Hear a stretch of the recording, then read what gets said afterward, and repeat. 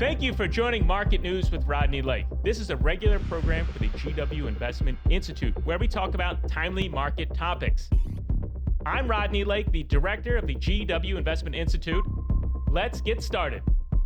Welcome back to Market News with Rodney Lake. I'm your host, Rodney Lake. We're coming to you from George Washington University School of Business, Duquesne Hall, Duquesne Family Studio. Remember, educational, entertainment purposes only. Disclaimer, not investment advice.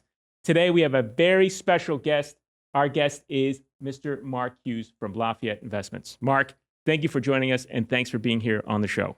Thank you for having me, Rodney. It's a pleasure to come down. You do such a great job teaching your students here at GW. I only wish when I was in undergrad, I could have attended one of your classes because they're fabulous.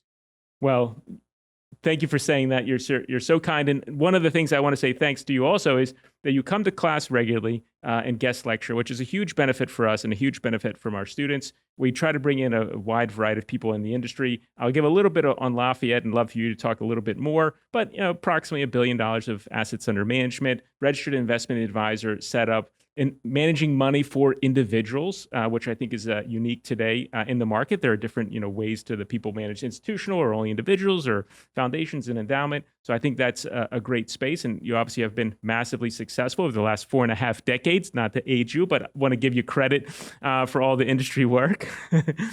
And then you've had a career before Lafayette. You managed a partnership, and before that, you were a CPA. So maybe you could just talk a little bit about each one of those things right now, and obviously, leading up to Lafayette. But you started out as a CPA, then you managed a private partnership, and now you've been at Lafayette for 3 decades and in the business for 4.5 decades. Could you maybe talk about each one of those things and help us introduce you a little bit more? Sure.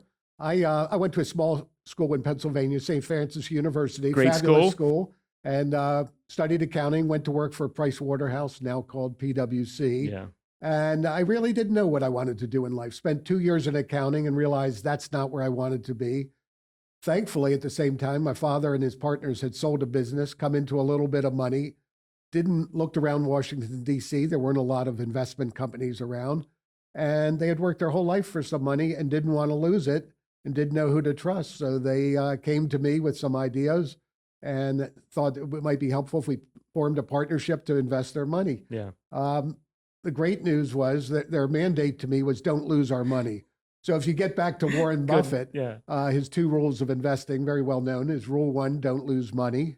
Rule 2, don't forget rule 1. That was ingrained in me for day one because I didn't want my father and his friends to lose their money. Yeah, no pressure, right? Yeah, right. And then my mother and the wives of all my parents' friends were going to kill me. So, I very much developed the concept of margin of safety, not losing money, which, we found out that if you just keep going forward, 1 foot in front of the other, that worked. And that's the way our investment partnership worked. Mm-hmm. We weren't trying to make so much money. We were trying not to lose money. And it turns out we found out that by trying not to lose money, you ended up making a lot of money. The Charlie Munger inversion rule. Exactly. And we did that for 9 years. And then one of my partners in the partnership was a stockbroker. He wanted to start his own company. So he started Lafayette Investments. And after a year or 2, he came to me and said, let's put our companies together. And since 1990, my old Hughes investment partners are now Lafayette partners or clients of Lafayette. And it's been a wonderful experience for everyone, I think. Well, it's fantastic. And I know you do such a fabulous job. And obviously, you've been in business for a long time now. So that means clients are happy and things are going well. Could we maybe drill in a little bit on your background from the accounting side? So you're obviously running the investment piece at Lafayette Investments, but you started out as a CPA. Could you maybe talk about and share, how that shapes your view of the world for the investment in the business world? Does that have a particular influence on you? Does it still to this day or only when you started? Absolutely. First of all, accounting is the language of business. So, for any undergrad out there, I would recommend taking at least 1 or 2 accounting courses. You're going to be reading financial statements your whole life. The stereotype of kind of the nerdy accountant is certainly me. And, it helps you develop that money mind where you kind of look in the world in some ways. It drives my wife crazy at times, but in financial terms.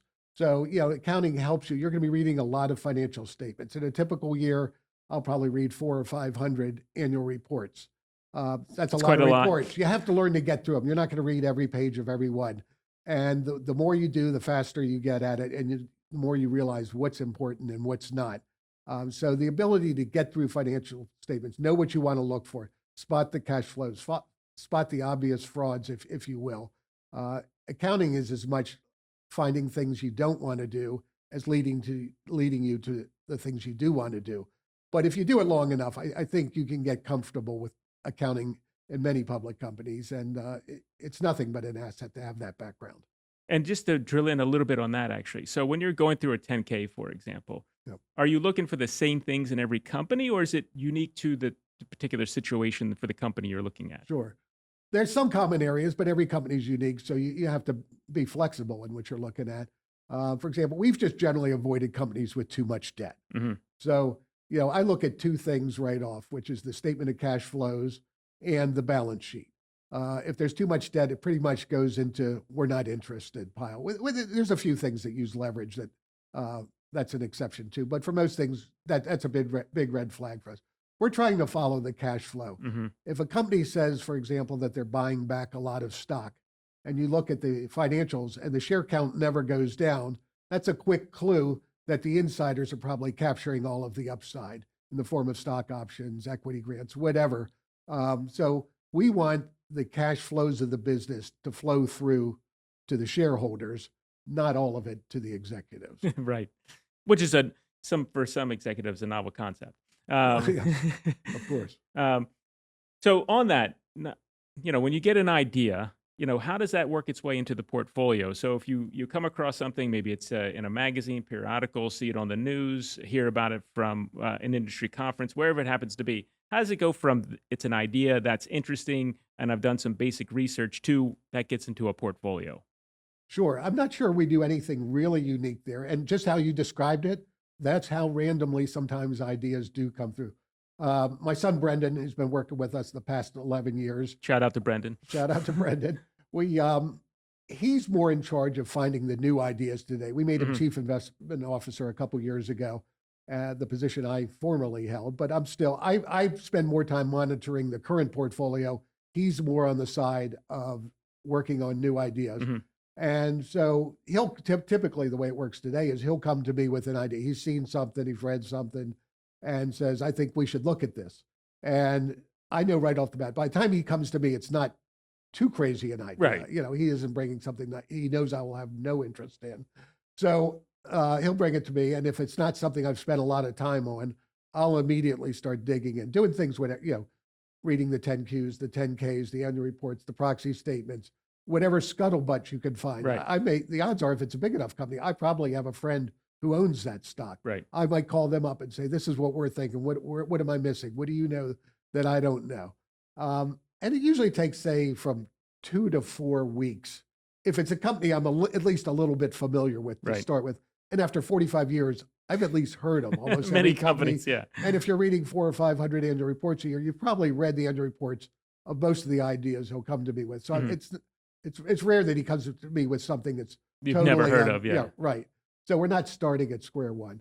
So we'll move it along, and we'll talk about it back and forth. He'll come up with more information, and if it kind of passed all our initial tests, we'll put a small position on. Let's call it 0.5% of a Okay. portfolio, 50 And- basis points. 50 basis points. And we've just found that if we have some skin in the game, we're really serious. Like everybody about else, you're paying attention. We're paying a lot closer attention, and you hear more, you notice more, and it may take us a year, it might take us 2 years to build up the confidence to buy more. Markel is a company that we've held for over 30 years, and it took me over a year. I'll never forget, do the research on that one because the story I thought was too much like Berkshire Hathaway and too good to be true. And I spent a year looking for the flaws in Markel and Mhm. talked to so many people, went down there a few times, and I just couldn't poke a hole in it. So finally we bought it. And, it's been in our portfolios for over 30 years now. So sometimes you have to do that. Unlike some bigger people, we typically don't meet with management Okay. before we invest in a company. And my feeling is generally their actions should be pretty clear. If you read years of financials, You see what the outcomes are. And read the proxy statement. I don't think enough time is spent reading proxy statements. Look at how management is compensated. What is their incentives? Is there occasionally we'll turn down a company just because the compensation is so outrageous. We just can't, it just makes us sick to our stomach to own something like that. But there's a lot of useful information in a proxy statement. And, I think it's a part of the investment process that probably that the casual investor overlooks to some extent. Well, thanks. I think that's an important point on the proxy statement, and this is something that we incorporate in our classes on the fundamental security analysis classes that you guest lecture in, is that, alignment of incentives is very important, and Charlie Munger talks about this, not only him, but he's famous for talking about this. And if you get in there, you can see, okay, well, what are the named executives officers making? And Right. and you can certainly see, well, if they're driven by growth of, revenue, and they're doing a bunch of M&A, well, okay, well, that seems pretty clear of why they're doing that. That's a simplistic view, but you can certainly find things in that proxy statement that can help you better understand what management is doing and how they're I'll give you motivated. an example of that. One time I was reading a proxy statement for a company, and it was a bank, and the 25% that year, I think it was 25% of management's bonus was increasing deposits at the bank. And I said, well, for a bank to increase deposits, all you have to do is raise rates Right. to a level that may not be make any economic sense for the bank. And I said, this is the dumbest incentive I've ever seen. You're encouraging the wrong behavior. I wrote a letter to the board. In fact, everyone on the board, they got back right to me. That I don't think anybody had thought it through thoroughly, and they changed the policy. Well, that's good. Well, smart. that's a Little rare- activist investing there. But it was just so obvious that that was a wrong incentive to Right. have in place. Excellent. Well, you got to read see what the incentives are in the proxy statement. Thank you for bringing that up. So connected to, putting a position on is the time period. You mentioned Markel, sort of the forever time period with it sounds like for this, but what is the appropriate time period when people are thinking about, okay, well, something finds its way into your portfolio, how long should that stay in your portfolio?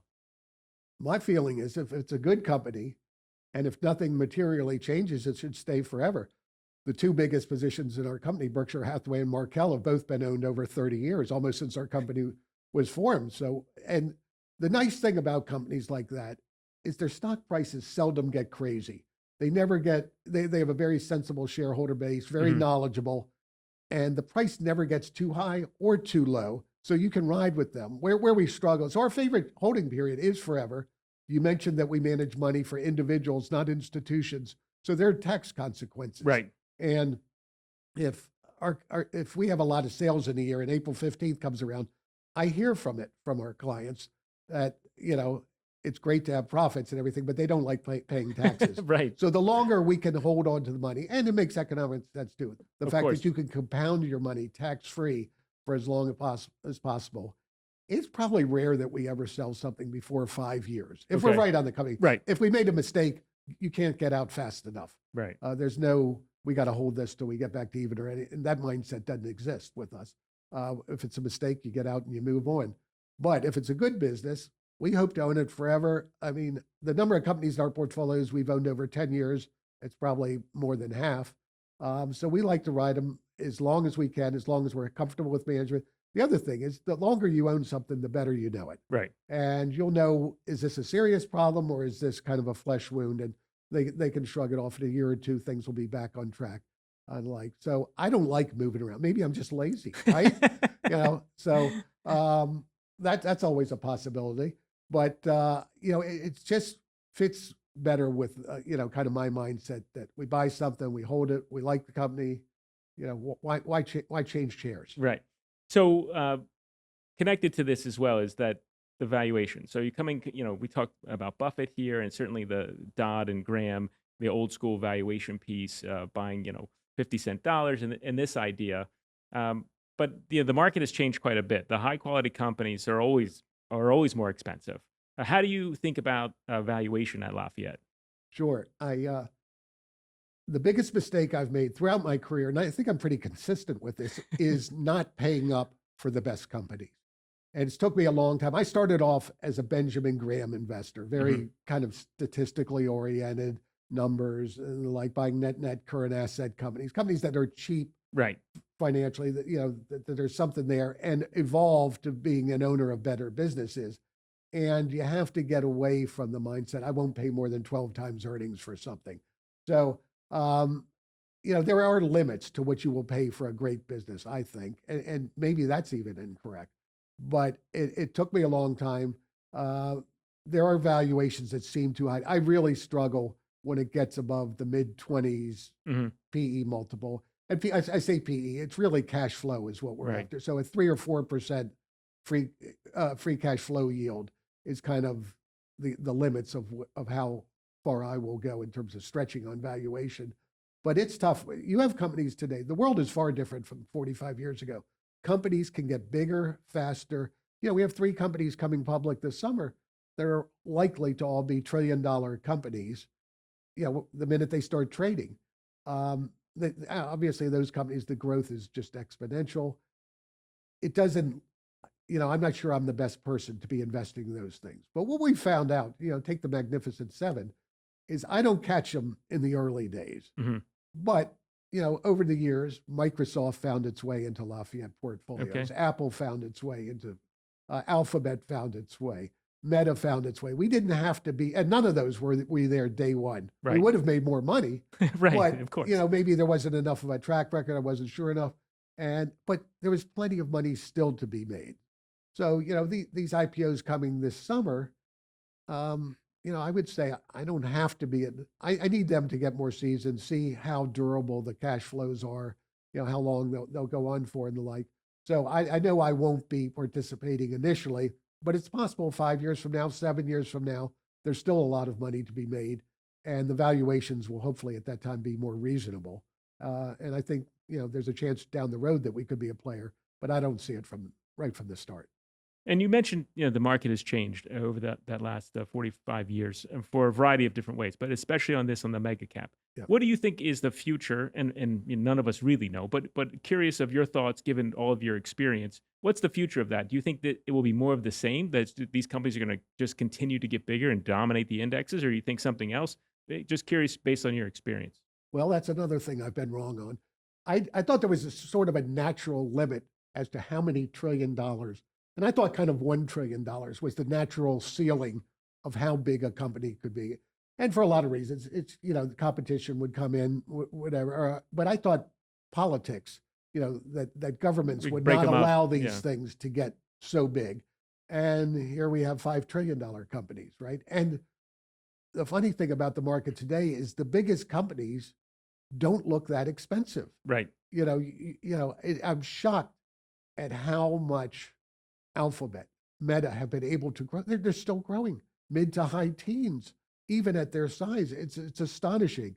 Look at Microsoft and Amazon. They've gotten into new businesses that I would never have thought would have gotten as big as they have, but they've been doing it.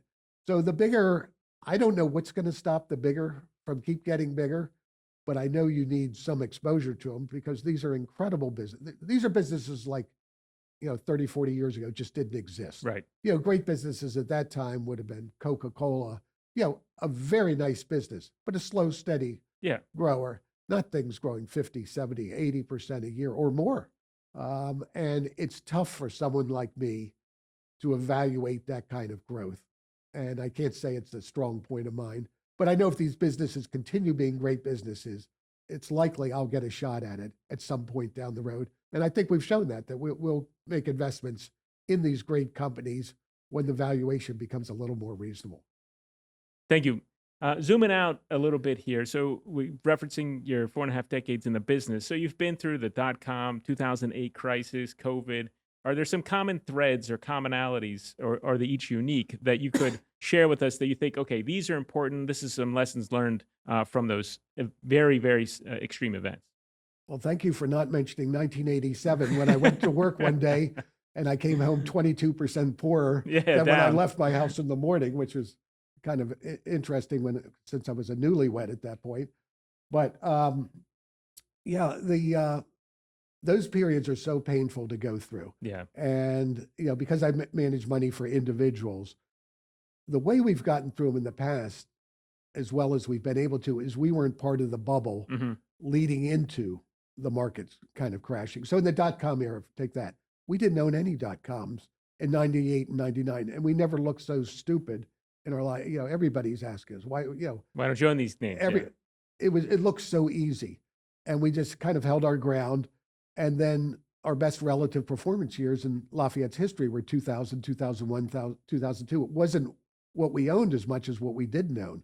We didn't own the bubble that burst. And then everything else kind of, everybody, after those things burst, they looked around what's left. And there were a lot of very reasonably priced companies that we happened to own because they hadn't done anything in a few years. And that was a great period for those kind of things. The financial crisis, we weren't in the crazy financial companies that, you know, we were not big in banks at that time. AIG was always too complicated for me. Lehman Brothers, you know, just, I had no interest in that type of business. So we got through that very well. It was one of our better relative performance years was 2008. But it was, again, it was more what we didn't own. And we also caught some lucky breaks that year. We owned Walmart, which was up in the year. It was a big position for us in a year when the market was down 37%. We owned Anheuser-Busch, which was getting ready to go through a takeover. So, you know, we had some good fortune in that period as well, but it was more, we weren't in the worst part of the market. The COVID era, you know, the market went down, I think 34% in 5 weeks. And it was rapid. It hit everything. Yeah. And it didn't matter what you owned. It seemed like you were down double digit day after day after day. It was tough, but, you know, we didn't sell anything that we thought was perfectly sound. We actually did. You know, we were probably in the most painful company to own. We owned Norwegian Cruise Lines. That was a tough one, I'm sure. There's nothing in our projections that project revenues at zero. Correct. So we actually exited that early. Okay. So, but we lost money. You know, we didn't exit at the bottom, but we lost money on that one. And you know, you try and learn your lessons from that. But so COVID was different to me because everything was going down. In 2008 and 2000 to 2002, maybe not everything was going down. So it was a little easier for us to get through. And, you know, staying with this theme, how do you think about risk management? And how should people be thinking about risk management relative to investments or anything else? Sure. Well, I mean, risk management should just be part of your life, right? You don't want to do anything that knocks you out of the game. You know, in life, you want to avoid excessive gambling, drugs, alcohol, the usual things. You want to be able to get up the next morning and perform perfectly well. And the same with your investments. You don't want an investment so big that if it goes south on you, you're out of the game. Right. You know, you're starting all over again. So you have to size your positions properly. And I'd say that's a very common error for people, is not sizing positions properly. You know, if you do your job well and you own things a long time, you will have some very oversized positions in your portfolio. Right. Nothing wrong with that.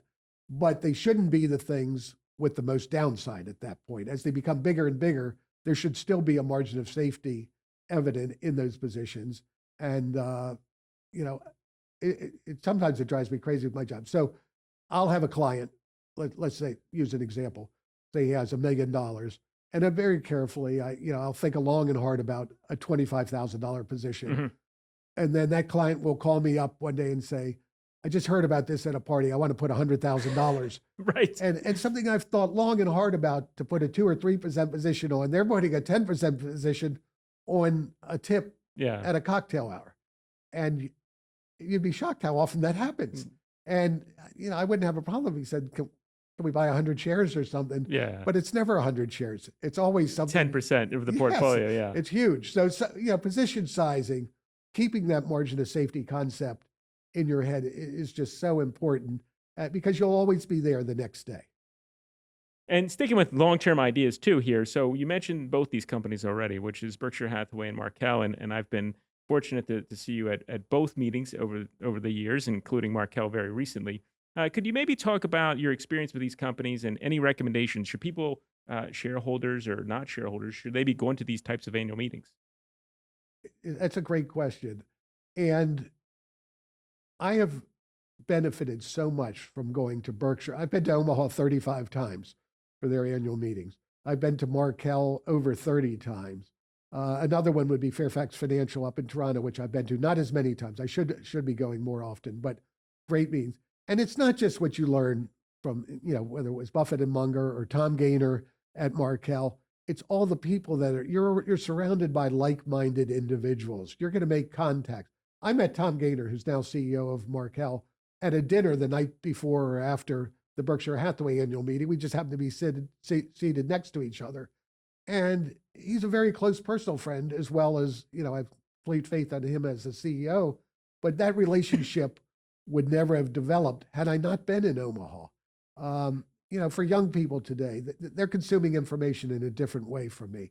Nothing beats getting out there one-on-one with people, finding, I forget who it was. It was either Steve Jobs or Bill Gates. Someone in a graduation exercise once talked about finding your gang in life and how important that is. Well, I was lucky enough to find my gang in Omaha. Nice. 35 years ago, and in Richmond now. Everybody, especially if you're on the East Coast, it's an easy drive. Get down to Richmond and go to Markel's annual meeting. There's so many nice people there. They're intelligent people. They're thinking like you are. It's a wonderful opportunity. And in my business, it's important to have people to talk to. There's going to be times when you feel you can't do anything right. And if you got a friend that you can call up and say, this is what's going on at work, and it's not working, and he can talk you through it. It's not just the people you work with, but in my case, it's usually my son, but I have 5 other partners at Lafayette, and they're great to talk to, but sometimes you need an outside voice, but you have to develop those contacts. Right. And I've been very fortunate to have wonderful contacts around the industry, but almost all of those came from going to those meetings. And one thing I would tell young people too, if they're listening, is don't be shy about reaching out to people. I've reached out many times to people who I thought there's no way this person's going to respond to me. Yeah. But if they're the right kind of person, they probably will. Yeah. I've written a number of letters to Warren Buffett through the years, and you'd be surprised how many letters I've gotten back from Warren Buffett. That's very cool. And there's nothing better than getting a letter in the mail and you see the Omaha return address. So, it's very important that you develop some kind of a network, your gang, whatever it is. And a great place to start off is in Omaha or Richmond or Toronto for the Fairfax meeting. Unfortunately, there aren't enough of these. Yeah. The annual meeting nowadays, so many of them are by Zoom. It's kind of a lost art. Here in Washington, D.C., a meeting that's become a great meeting is Graham Holdings. Don Graham and his son-in-law, Tim O'Shaughnessy, that's become a lot of fun, that annual meeting. It's not quite a 2 or 3 day affair like Omaha or Richmond, but I would invite people to come on down to the Graham Holdings meeting, which was just held a couple weeks ago, but that's a lot of fun. Well, that's great advice. And then sticking with the advice here, and to start to close out for the episode. So if you're a young person or really just anybody interested in investing and learning how to invest, what do you recommend somebody, get up to speed on as an equity researcher? You mentioned a variety of different things. Obviously, accounting is a building block for that, but other skills that you would recommend to develop? Sure. I would say the most important, it's a habit more than a skill, is getting the habit of reading. Reading everything. Don't just read books on investing. Read biographies, read histories. If you look at the library in our office, probably it's divided up 40% investment books, 20% history, 20% biographies, and 20% on becoming a better thinker. Reading books like Kahneman's book, Thinking Fast and Slow, is so important. Reading Influence, which Charlie Munger has recommended many times, very, very important. So improving your thinking process, which a lot of people don't think about, helps a lot. And read Poor Charlie's Almanac, the book that has a number of Charlie Munger's speeches he gave through the years. It's a great book. So much wisdom in there. In fact, I would say that book, if you just read that book, it's probably better than any college course. No offense, of course. Minus one. Minus one. I only know of one college course which is better than that book. But there's so much wisdom in that book. It absolutely is. And for $50 or $100, whatever that book costs, that's a great return on investment. Yes. Great return on investment. So getting into the habit of reading as much as you can on as many subjects, things will start connecting for you. You'll connect the dots. Well, to close out here, so this has been fantastic. Thanks for sharing all this worldly wisdom. And maybe that's what we could close on. So maybe you mention one thing. What are you most optimistic about? It could be about the market, about any type of companies or industries, or just in general. And then what worldly wisdom would you share with our viewers? Well, I'm optimistic about almost everything. Surprisingly, our country seems to be very divided today. But you push that aside a little bit and say, this is still where people want to come. And as long as people from other countries want to come to the United States, and we have to figure out a way to welcome, people in a better way than we've been doing sometimes in our history. But, as long as this is the place where entrepreneurial people, hardworking people want to come, I'm very optimistic on the United States' future. I'm optimistic on AI, what's going to happen in the health sciences. I expect some enormous breakthrough discoveries, things that we've struggled with forever, cancer research, Alzheimer's, Yeah. heart attacks, all those things. I think there's no reason AI can't speed up the solutions to those things. And, I'm very optimistic. I'm probably too old. You mentioned 45 years, so I'll say how old I am. I'm almost 69. I'm old. I know that. No, you're just getting started. Buffett's just retiring now. Yeah, he's an inspiration. So, I'm optimistic that we're going to make some real breakthroughs here in the next 10 years, and it's going to benefit everybody. Well, I think that's a great place to finish on the episode. I think there's lots of great reasons to be optimistic. You still got another 30 plus years by my calculation if you follow in the Buffett path there. So thank you very much, Mark, for being on this episode, and we hope you come back at some point in the future. And sure, and thank you for what you do in your class. Your classroom is so great. I'm so jealous that I did not have that classroom experience, and I had a great college experience, but I never had a class like yours. So we're very fortunate. I hope that continues and GW realizes what a jewel they have in your class. Thanks for saying that. Thank you, Mark. That's it for this episode of Market News with Rodney Lake. We'll see you on the next episode. Disclaimer, the content shared in the GW Investment Institute podcast is for informational and educational purposes only and should not be considered investment advice. The opinions expressed in this podcast are those of the host and guest and do not necessarily reflect the views of the GW Investment Institute or the George Washington University. Listeners should not act upon the information provided without seeking professional advice from a qualified financial advisor. Investing involves risks, including the loss of principal. The GW Investment Institute, the George Washington University, and the podcast hosts do not assume any responsibility for any investment decisions made based on the content of this podcast. Always conduct your own research and consult with a financial advisor before making any investment decisions.